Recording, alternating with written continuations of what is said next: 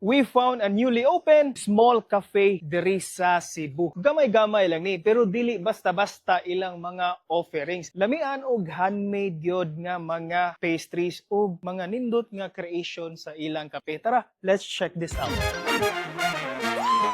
The moment you enter the cafe, sugato na ka sa ilang mga freshly baked gyud nga mga pastries ug naa sa side ang ilang mga sweets and mga cake.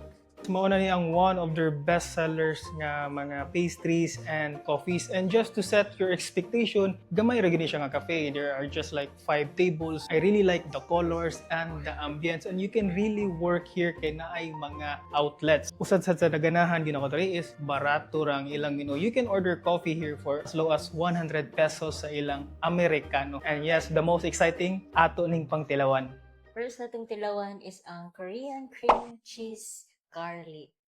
First bite. Mapil jud mo ang cheese o ang garlic niya, guys. And next is the almond sugar croissant. Wow, crispy! Makadungog ko sa crispy silang croissant. Yeah. Buttery siya.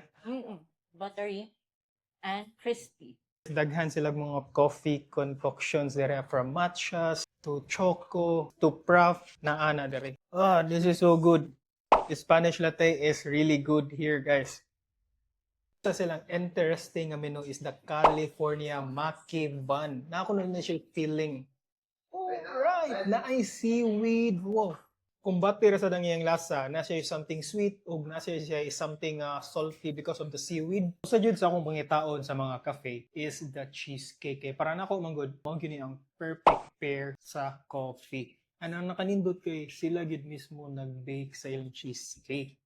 Nawang texture sa ilang cheesecake.